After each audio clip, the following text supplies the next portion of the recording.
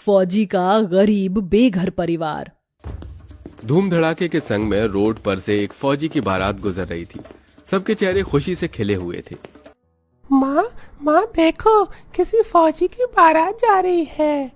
माँ, तुम्हारी और पिताजी की शादी भी ऐसे हुई थी, बताओ ना मुझे। नन्हे से जय की इस बात ने संध्या के मन में उथल पुथल मचाकर रख दी।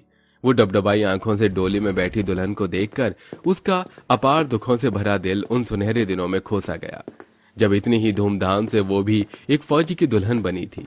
बात उन दिनों की है, कुछ साल पहले, जहां बूढ़ी लक्ष्मी आंखें लगाए अपने फौजी बेटे के बॉर्डर से आने का रास्ता देख रही थी।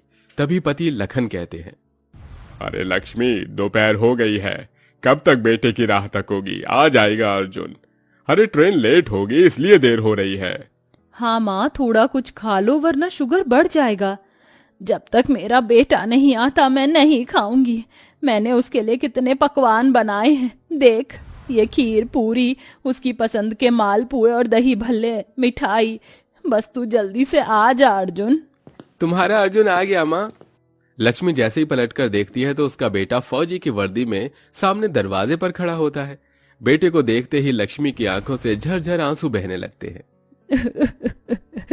तुझे देखने के लिए आंखें तरस गई थी। कितना इंतजार करवाता है हम सबको।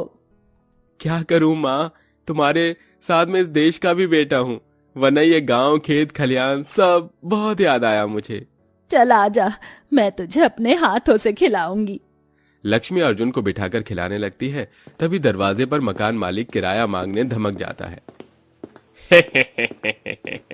आ गया बॉर्डर से अर्जुन। जी हंसमुखलाल जी, अभी अभी आया हूँ। चल तो मेरा किराया दे दे, तेरे इंतजार में था मैं। अरे वाह, पकवान बनाए हैं लक्ष्मी भाभी ने। पेटू मकान मालिक बिना पूछे सारे पकवान उठा लेता है। अर्जुन पैसे दे देता है। ये लीजिए आपके 3 महीने का किराया। चल ठीक है।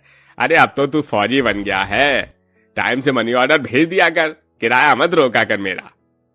मकान मालिक बकबकाकर चला जाता है। तभी जोरों की बरसात होने लगती है, जिससे घर की टूटी खिड़की और छत से बरसात का पानी सैलाब की तरह बहने लगता है। अरे नहीं अन्नू बिटिया, देख वो चूल्हे के पास की छत कितनी तेजी में चू रही है। बाल्टी लगा दे वरना चूल्हा भीग जाएगा। माँ, इस मकान मालिक ने अभी तक घर की छत नहीं ठीक कराई। मत पूछ बेटा, 1 नंबर का लालची और पेटू है ये हसमुख लाल। किराया मांगने टाइम से पहले आ जाता है लेकिन मरम्मत नहीं कराता। हाँ भैया, पता है इस बार जब आपने बॉर्डर से मनी ऑर्डर नहीं भेजा था तो बहुत बदसलूकी से बात की थी। भगवान न करे लेकिन कभी हम 2 महीने किराया नहीं दे पाए तो ये हमको बेघर ना कर दे। तेरा भाई अभी जिंदा है बहन, मेरे होते मेरा परिवार बेघर नहीं होगा। इस बार मैं पैसे कमाकर सबसे पहले अपना घर खरीदूंगा। इस बार मैं तुझको ऐसे नहीं जाने दूंगी। अर्जुन शादी करके जाएगा, तेरी सारी जिंदगी बॉर्डर की नौकरी में गुजरेगी, लेकिन मुझको तो पोता पोती खिलाना है। लक्ष्मी अर्जुन की शादी गरीब माला की बेटी संध्या से करवा देता है। सुहाग की सेज पर संध्या घूंघट डाले बैठी थी। अर्जुन अपने प्यार का इजहार करता है। संध्या, तुम बहुत खूबसूरत हो। मैंने कभी सपने में भी नहीं सोचा था कि मुझे तुम जैसी पत्नी मिलेगी। अजी भाग्यशाली तो मैं हूँ जो मेरी मांग में एक फौजी के नाम का सिंदूर है। ये कहते हुए संध्या नम आंखों से अपने फौजी पति के गले लग गई। कुछ दिन बाद अर्जुन बॉर्डर पर चला जाता है। संध्या एक बेटे को जन्म देती है। इस बीच अर्जुन 1-2 दफा घर आता है, लेकिन अगले 1 साल बीत जाते हैं पर अर्जुन की कोई खबर नहीं आती और मकान मालिक सरेआम गरीब ससुराल वालों को घर से निकाल देता है। इतना भी निर्दयी मत बनिए मकान मालिक जी, मेरे घर की इज्जत को यूं सरेआम बाहर नीलाम मत कीजिए। कहाँ लेके जाऊंगा इन्हें? देख लखन, तू चाहे मेरे आगे नाक क्यों न रगड़ ले, मैं तेरी नहीं सुनूंगा। बहुत झांसा दे दिया तूने, अब निकल। जहां एक तरफ उस गरीब माँ का लाल सरहद पर जंग लड़ रहा था तो वहीं उस फौजी का गरीब परिवार बेघर होकर दर दर की ठोकर खा रही थी। तभी मौसम खराब हो जाता है और तगड़ी बारिश होने लगती है।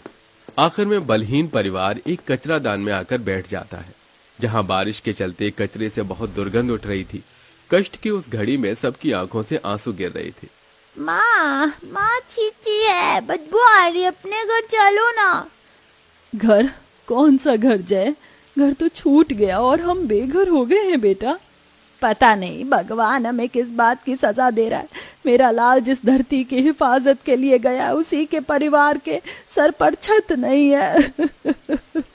अर्जुन के बापू, मुझे मेरा अर्जुन कहीं से भी ला कर दे दो। पत्नी के आंसू देखकर लखन का कलेजा भी अपने फौजी बेटे की याद में फटा जा रहा था। हमारा फौजी बेटा इस धरती में मिल गया लक्ष्मी, वो नहीं लौटेगा। उस पल जैसे संध्या का दिल धरती के अंदर समा जाने को कर रहा था, लेकिन उसने साहस बांधा और अपने विश्वास का दामन थामे हुए फौजी पति के नाम का सिंदूर लगाना नहीं छोड़ा। देखते देखते 1-1.5 साल गुजर गई, लेकिन उस गरीब परिवार का फौजी बेटा अब तक लौट कर नहीं आया। पिछली जिंदगी को याद करके उस बहू का जख्म लगा दिल नासूर बनकर तिल तिल मरने लगा। देखते देखते 15 अगस्त की शुभ घड़ी पास आ रही थी। सड़कें सजने धजने लगी थीं और सड़कों से फौजियों की परेड निकलती है, जिसे देखकर बूढ़े माता पिता अपने फौजी बेटे को याद करके फूट फूट कर रोते हैं।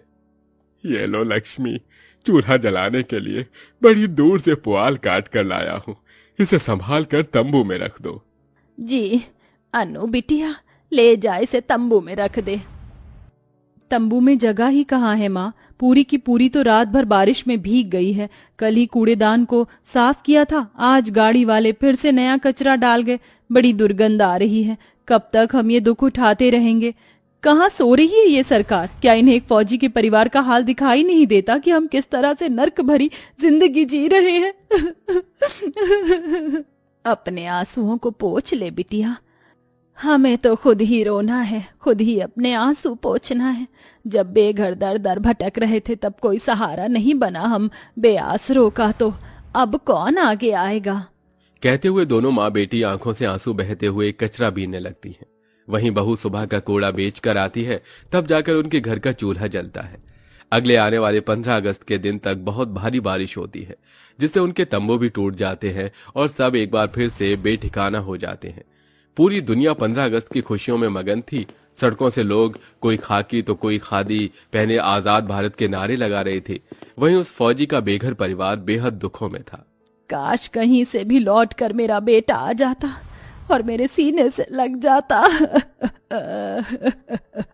तभी फौजी की वर्दी पहने सामान के साथ अर्जुन उन्हें ढूंढता हुआ वापस लौट कर आ जाता है। उसके शरीर पर कई घाव और आंखों में आंसू थे। माँ, पिताजी, छोटी, संध्या, कहाँ हो सब? देखो मैं आ गया। तभी किराए के उस मकान में बसा नया परिवार देखकर अर्जुन पूछता है, जी, यहाँ पर मेरा परिवार रहता था, कहाँ गए वो सब? अरे मुझको नहीं पता भाई, मुझे तो यह मकान खाली मिला था। हम पिछले 1.5 साल से रह रहे हैं। ये सुनकर अर्जुन को यह समझते देर नहीं लगती है कि मकान मालिक ने उसके परिवार को बेघर कर दिया है। वो भारी कदमों से उसके पास जाता है। हसमुखलाल, कहाँ है मेरे परिवार वाले? बोल। अरे मुझको नहीं पता, तेरे घर वालों ने किराया नहीं दिया, खाली झांसा देते थे, निकाल दिया मैंने। अरे कहाँ गए मेरे परिवार वाले? मुझको क्या पता, जाकर ढूंढ उन्हें। टूटा मन लिया अर्जुन फौजी के भेष में पागलों की तरह अपने परिवार को यहां से वहां ढूंढने लगा। वो दिन 15 अगस्त का था। हर तरफ तिरंगा लहरा रहा था। आखिर में वो टूटी दशा में एक जमीन पर बैठ गया। धरती माँ, मैंने इस देश की मिट्टी को तो बचा लिया, मगर मेरा परिवार न जाने कहां और किस हाल में होंगे। मुझे उनसे मिला दे माँ, मिला दे।